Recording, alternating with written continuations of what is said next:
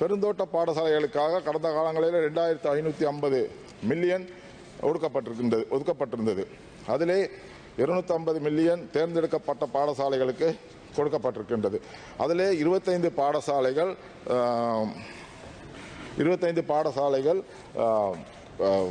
அதாவது எதிர்காலத்தில் ஏ-லெவல் படிக்கக்கூடிய சயின்ஸ் மேத்ஸ் உள்ள பாடசாலைகள் கொடுக்கப்பட்டிருந்தது. அண்மை காலங்களிலே இங்கே ஒரு பிரச்சனையாக சொல்லப்பட்டது, அந்த காலத்திலே அந்த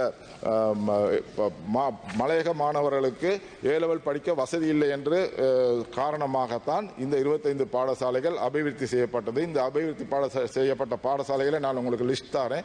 இதை நீங்கள் மேலும் அபிவிருத்தி செய்தால் நிச்சயமாக பெருந்தோட்ட பகுதியிலே இருக்கின்ற அட்வான்ஸ் லெவல் பாடசாலைகளை நீங்கள் அபிவிருத்தி செய்வதன் மூலமாக யூனிவர்சிட்டிக்கு போகிறதுக்கான வசதி வாய்ப்புகள் அங்கு ஏற்படும் என்பதை நாங்கள் தெரிவித்துக் கொள்ள விரும்புகின்றேன். இன்றைய காலகட்டத்திலே பெருந்தோட்ட பகுதியிலே இருக்கின்ற மாணவர்கள் யூனிவர்சிட்டிக்கு போக வேண்டியது 1.5 தசம். ஆனால் இப்பொழுது யூனிவர்சிட்டிக்கு பெருந்தோட்ட பகுதியிலே இருந்து போற மாணவர்களுடைய தொகை 0.5.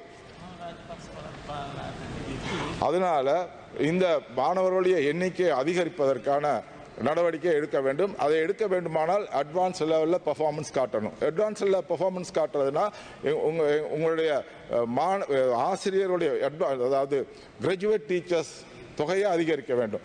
பெரும்பாலும் தமிழ் மொழி மூலமான பாடசாலைகளுக்கு கிராஜுவேட் டீச்சர்ஸ் இல்லை.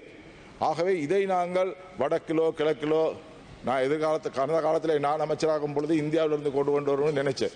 அப்போ அதை எதிர்த்தது ஜேவிபி தான். ஆகவே நீங்கள் தான் இந்த முறை அதை செய்ய வேண்டும். நீங்கள் எதிர்த்ததை இந்த முறை நீங்கள் செய்ய வேண்டும் என்று நாங்கள் எதிர்பார்க்கின்றோம்.